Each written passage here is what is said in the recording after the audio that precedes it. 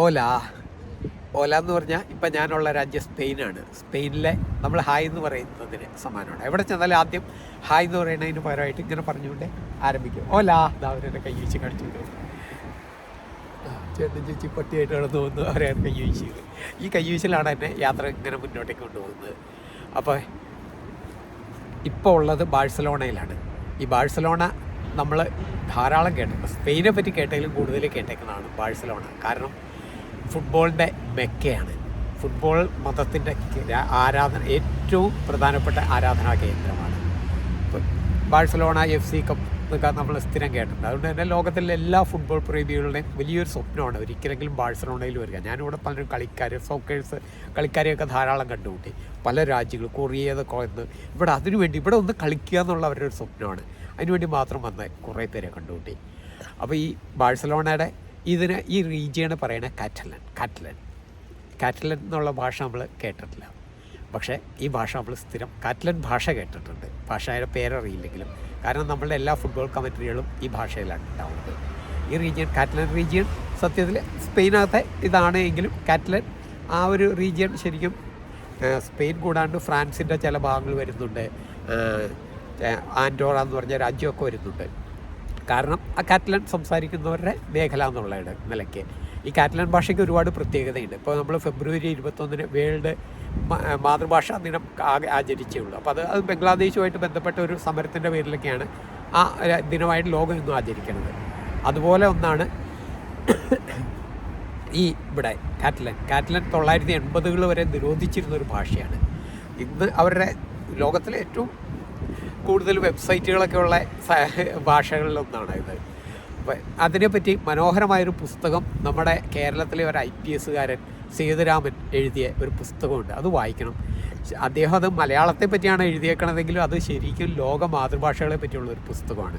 അദ്ദേഹം മൂന്നാറിലെ തോട്ടം തൊഴിലാളികളുടെ മകനായിട്ട് ജനിച്ച് അത്രയും വളരെ ദരിദ്രമായിട്ടുള്ള അവസ്ഥയിൽ നിന്ന് വന്ന് IPS നേടി ഇപ്പോഴും കേരളത്തിലെ പോലീസ് ഓഫീസറാണ്. അദ്ദേഹത്തിൻ്റെ പുസ്തകമുണ്ട്. അപ്പോൾ അതിൽ കാറ്റലൻ ഭാഷയെ പറ്റിയോ ധാരാളമുണ്ട്.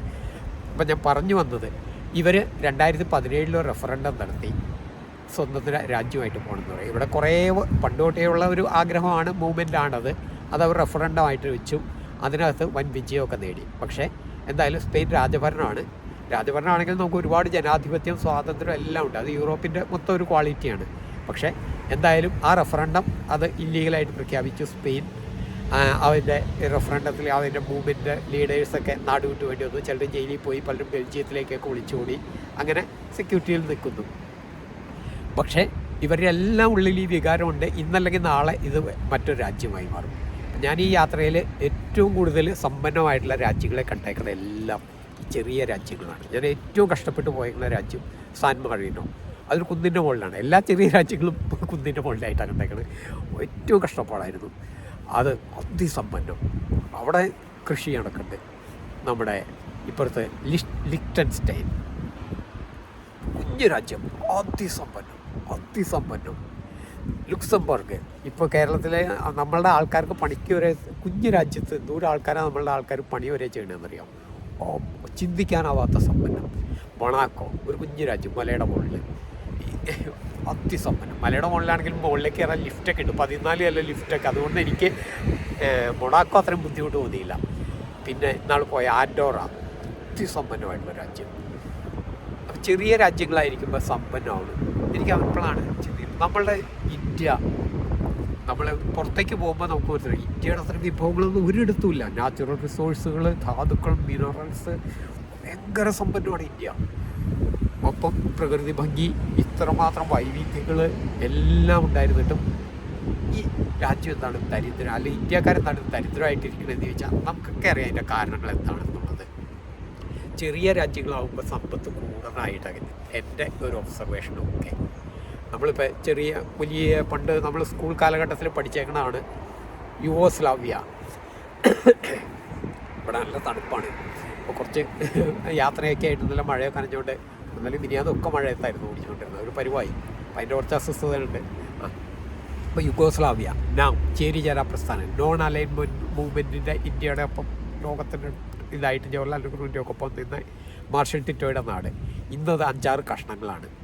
ക്രൊയേഷ്യ നമ്മൾ കേട്ടിട്ടുണ്ട് എന്തായാലും, കാരണം ഫുട്ബോളിലൂടെ എങ്കിലും നമ്മളെ പലരും ചിലരുടെ ഫേവറേറ്റ് ടീമായിരുന്നു വേൾഡ് കപ്പൊക്കെ വരുമ്പോൾ ക്രൊയേഷ്യ.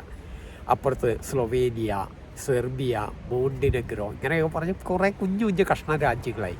എല്ലാം അത്യാവശ്യം സാമ്പത്തികമുള്ള, സ്ലൊവേനിയൊക്കെ അതിസമ്പന്നമാണ് കേട്ടോ. അങ്ങനെ ഇതായി മാറി. ഇന്നലെ വരെ ഉണ്ടായിരുന്നു നമ്മൾ കേട്ട USSR, Latvia, Lithuania, Estonia, Belarus, ഇപ്പോഴത്തെ യുക്രൈൻ, ഇങ്ങനെ എത്ര സാധനം, ജോർജിയ, ഇങ്ങനെ പലതായി മാറി. Germany, West Germany, East Germany ആയിരുന്നവർ രണ്ടും ഒരുമിച്ച് കൂടി അതിസമ്പന്നമായിട്ട് ഇരിക്കണം. അപ്പം നമ്മൾ കാണുന്ന ഇതെല്ലാം ഈ നാൾ 2000-ന് ഉള്ള കഥകളാണ് ഈ പറയുന്നത്. അല്ലാണ്ട് ഞാൻ പണ്ടത്തെ അതിർത്തികൾ മാറിയ കഥകളല്ല പറയുന്നത്. എല്ലാം 2000-ഓട് അടുപ്പിച്ച് അതിർത്തികൾ മാറിയതും ഇതിൽ ചില രാജ്യങ്ങളൊക്കെ ഈ അടുത്ത കാലത്ത് വരെ പുതിയതായിട്ടുണ്ടായിക്കൊണ്ടിരിക്കുന്നത് ഒക്കെയാണ്. ഇവർക്കൊക്കെ നിലനിൽപ്പുണ്ടായിരുന്നു. അപ്പോൾ ഈ അതിർത്തികൾ, നമ്മൾ ഇന്ന് കാണുന്ന അതിർത്തികളൊന്നും നാളെ ഉണ്ടായിക്കൊണ്ടില്ല. അതുകൊണ്ടുകൂടിയാണ് ഞാൻ travelling four A world science frontiers എന്നാണ് എഴുതിയേക്കുന്നത്. അതായത് അതിർത്തികളില്ല ലോകം. അത് അങ്ങനെ ഒരു വാക്ക് ഞാൻ ഗൂഗിളിലൊന്നും കണ്ടില്ല. ഞാൻ പല ഭാഷകളിലെ വാക്കെടുത്തിട്ട് മിക്സ് ചെയ്തിട്ട് എൻ്റേതായിട്ട് ക്രിയേറ്റ് ചെയ്താണ് അതിർത്തികളില്ല ലോകം എന്ന് പറഞ്ഞുകൊണ്ട്. സയൻസ് എന്ന് പറഞ്ഞാൽ വിത്തൗട്ട് എന്നാണ് ഫ്രഞ്ചിൽ ഇല്ല എന്നുള്ളത്, ഉണ്ടാകരുത് എന്നുള്ളത്. അപ്പോൾ വേൾഡ് സയൻസ് ഫ്രോണ്ടിയേഴ്സ് എന്നാക്കി. എന്തായാലും അത് നല്ലൊരു പ്രയോഗമായിട്ട് അതിൻ്റെ പേറ്റൻ്റ് എൻ്റെ കയ്യിൽ തന്നെ ഇരിക്കട്ടെ. അപ്പോൾ നമ്മൾ യൂറോപ്പിലൂടെയൊക്കെ സഞ്ചരിക്കുമ്പോൾ ഒരു രാജ്യം മാറിയിട്ട് മറ്റൊരു രാജ്യമാണ് അറിയുക പോലുമില്ല, അതിർത്തി കടന്ന്. ഞാനിപ്പോൾ പെട്ടെന്ന് ഒരു ഉദാഹരണം പറഞ്ഞിട്ടുണ്ട്. ഞാൻ ഓസ്ട്രിയയിൽ കൂടെ ചവിട്ടി പോവുകയാണ്. അത് കഴിഞ്ഞപ്പോൾ ഒരിടത്ത് നിന്ന് രാത്രി ക്യാമ്പ് ചെയ്യാൻ ചോദിച്ചപ്പോൾ അവർ പറഞ്ഞു നിങ്ങൾ ജർമ്മനിയിലാണെന്ന് പറഞ്ഞു. ഞാൻ ചോദിച്ചു ഞാനെങ്കിലും ജർമ്മനിയിലെത്തേ?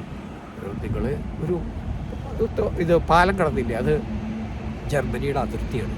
എനിക്ക് അത്ഭുതം, ഞാൻ ഏത് പാലം കയറി? അപ്പോൾ അന്നേരം സന്ധ്യ, അപ്പോൾ അവിടെ എത്തുമ്പോൾ രാത്രി ഒരുപാട് വൈകിയിട്ടുണ്ട്. അപ്പോൾ എനിക്ക് അത്ഭുതമായി, ഈ ഇവിടെ ഞാൻ ഒരു പാലവും കയറിയിട്ടില്ലല്ലോ എന്ന് ആലോചിച്ചുകൊണ്ടിരുന്നത്.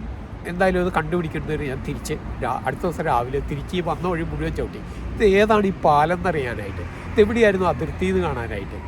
ചെന്ന് കഴിഞ്ഞപ്പോൾ ഒരു കുഞ്ഞു തോട്, നമ്മളുടെ ഓടയുടെ അത്രയുള്ള ഒരു തോട്, അപ്പുറത്തും ഇപ്പുറത്തും 2 രാജ്യങ്ങൾ, ഇത്രയേ ഉള്ളൂ അതിർത്തികൾ. അവിടെ ആയിട്ട് നമ്മളെ പഞ്ചായത്തിൽ സ്വാഗതം എന്ന് എഴുതി അത്രയും പോലും ഇല്ലാത്തൊരു ബോർഡ് 2 രാജ്യങ്ങളുടെ ആയിട്ട്. ഓസ്ട്രിക് എന്ന് എഴുതിയിട്ട് ഓസ്ട്രിയയുടെ പടം, യൂറോപ്യൻ യൂണിയൻ്റെ പടം വെച്ചിട്ട് ഓസ്ട്രിക്, അവരുടെ ഭാഷയിൽ. രണ്ടിടത്തും ഭാഷ ഒന്നാണ്, ജർമ്മനാണ്.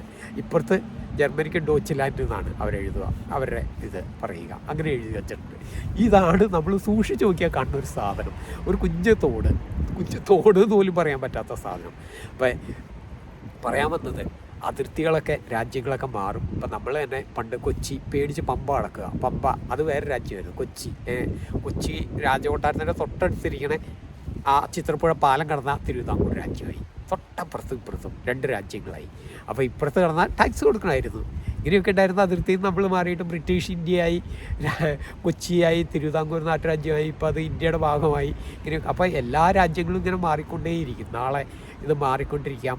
നമുക്കതുകൊണ്ട് തന്നെ ഈ ദേശസ്നേഹം എല്ലാം വേണം. കുറേ കൂടി സ്വതന്ത്രമായിട്ടുള്ള അമേരിക്ക പോലെയെങ്കിലും ആയിരുന്നെങ്കിൽ കുറേ കൂടി നമ്മൾ സമ്പന്നമാകും എന്ന് തോന്നാറുണ്ട്. ഏതായാലും ഈ രാജ്യങ്ങളൊക്കെ, നമ്മളീ കാണുന്ന രാജ്യങ്ങളൊന്നും ഇന്നലത്തെ രാജ്യം ഇന്നായിക്കൊള്ളുന്നില്ല, നാളെ വേറൊന്നാകാം. ആ ഒരു ഓർമ്മിപ്പിക്കലായിരുന്നു ഞാൻ ഉദ്ദേശിച്ചത്. അപ്പോൾ സന്തോഷം, സ്നേഹം, എല്ലാവർക്കും നന്ദി.